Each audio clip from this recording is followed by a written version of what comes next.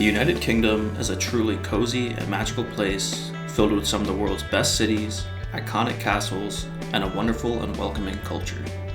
From the fairy tale-like Cotswolds to the bustling city of London, the UK has something for everyone to enjoy.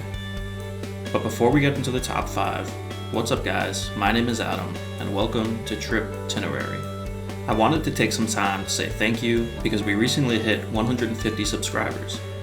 We've been growing our community so fast lately, who knows what number we'll be at when this video comes out.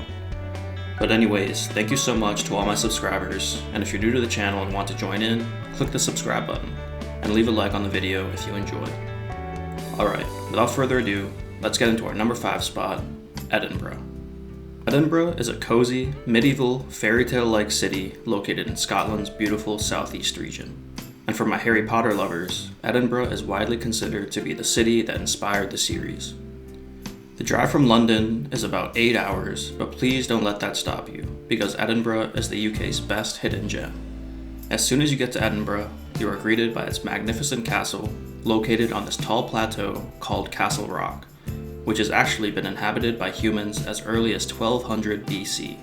The castle is extremely important for Scottish history, as it was once the original royal residence from the 11th century to the 16th century. Currently, the castle is an amazing museum with a really cool exhibit of Scotland's crown jewels.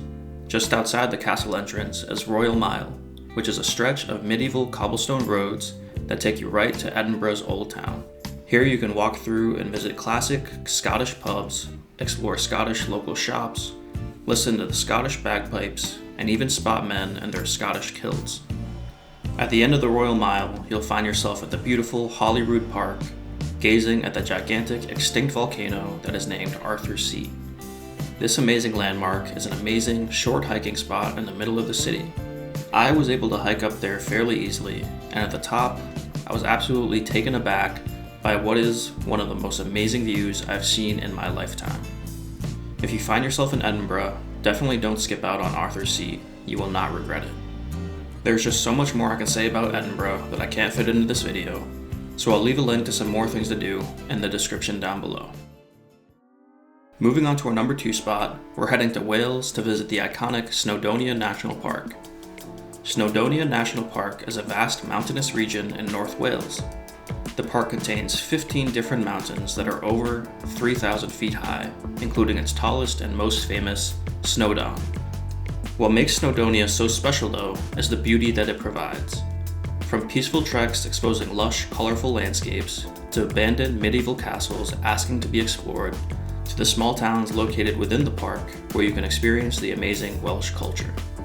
Snowdonia is great for hiking and walking because it offers great trails for all levels of adventurers. Whether you've climbed Mount Everest 5 times or whether you're traveling with the entire family, Snowdonia has a beautiful trail suited just for you. There are so many different hikes at all levels, so I left a link to Snowdonia's website, which shows you some options for all levels. Snowdonia truly is one of the most beautiful parts of the UK, and Wales is usually forgotten on most trips to the UK, so I hope this inspires you to add it to your list. Up next on our list, at the number 3 spot, we have England's forgotten regions. When most people visit England, they usually stick around the south of England, where cities like London, Bath, and even Stonehenge is. But a lot of people miss out on the beautiful and cultural regions of England like the Midlands, the Yorkshires, and the North. But for the sake of keeping this video simple, I've combined all of these regions into one. These regions of England are true hidden gems that actually have some famous things that you've probably heard of. Here are some of my favorites. Manchester and Liverpool are 2 amazing cities with a tremendous feeling of history and culture. These cities in England feel a bit more real, offering a glimpse into everyday life for English people living in a regular city. But that's not all.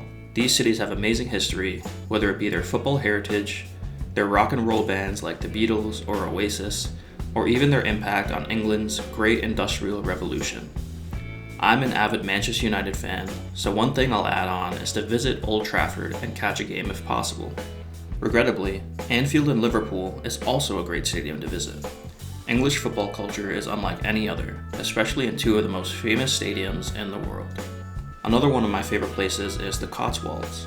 The Cotswolds are an area of England that is home to these fairy tale-like thatched homes nestled in the beautiful natural landscapes. Stretching along the Thames River, the Cotswolds is a peaceful getaway to see cozy homes, stone bridges, and the beautiful English landscape.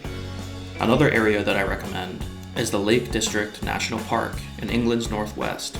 This national park offers natural landscapes unlike anywhere else in the UK. With its large blue lakes, green rolling hills, and stunning views, it's a perfect place to peacefully get away and relax. There's a ton more to do in the forgotten parts of England that it would be impossible to mention all of them. Let me know in the comments if you'd like to see a dedicated video for England's hidden gems. Moving on to our number 4 spot, we have Scotland's East Coast. Scotland's East Coast is home to some of the UK's most magical sights, from medieval castles to dramatic ocean cliffs to scenic links turned golf courses. To start, my favorite place on Scotland's East Coast is Edinburgh Castle, which in Scottish Gaelic means fort on the shelving slope. And that's exactly what it is. This 15th century middle-aged castle sits atop a dramatic cliff right over the ocean. Because of its unique location, it is an amazing place to see how the ocean naturally and violently shapes the rocks and cliffs around the castle. Additionally, you can go into the castle and learn more, as it has now been turned into a great museum. For my golf fans, another thing to visit on Scotland's East Coast are the famous links-style golf courses. One of the most famous courses in the world, called the Old Course, located in St. Andrews, this golf course is actually the oldest golf course in the world and is where golf originated. Even if you're not a fan of golf, seeing the Old Course, as well as some of the other courses around this region, is a beautiful detour to get out of the car and stretch your legs. Overall, Scotland's East Coast, all the way from Edinburgh to Aberdeen, is loaded with beautiful and cool sights to see. The dramatic ocean cliffs are some of my favorite things to see and wander at.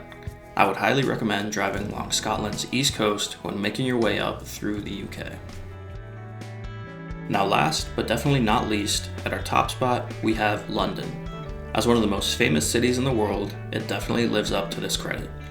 London is an absolutely iconic city, whether it be because it is home to the royal family, or because it is home to some of the best food in the world.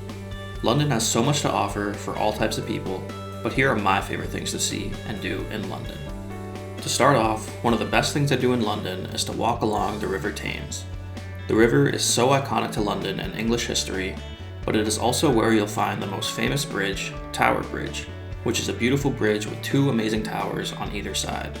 This bridge usually gets mistaken as the London Bridge from the well-known nursery rhyme, which you can also see along this river walk.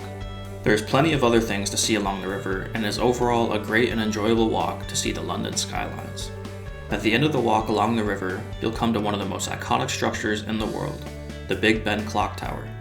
This clock tower was finished in 1859 and has been a British icon ever since. What was surprising to me when I saw it in person was how ginormous the clock was. It truly looks like a skyscraper covered in this beautiful textured gold pattern. Big Ben is an amazing spot to check out, and you could say you've been to one of the most well-known places in the world. As a side note, the famous London Eye Ferris wheel is right next to Big Ben, so if that's something you're interested in, that would be a good time to go to. Close by to the Big Ben Clock Tower is the famous Buckingham Palace, which is the royal residences for the United Kingdom. The palace is beautiful to see in person, and if you're lucky, you might even catch a family member of the royal family waving to the crowds. If you're interested, you can also book tickets to enter the palace and view the interior for yourself. I could go on and on about London because there's truly so much to see and do, but I'll end it with the Borough Food Market. The Borough Street Market is home to some of the best street food in the world.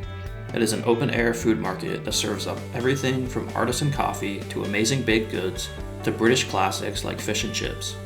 There's no doubt that you'll get hungry in London, and I'll tell you right now that there's no better place to get food than Borough Market. So that's going to do it for my top 5 best places to visit in the UK. This list was so difficult to make because there's so much cool stuff to see and do. I might even have to make a follow-up video.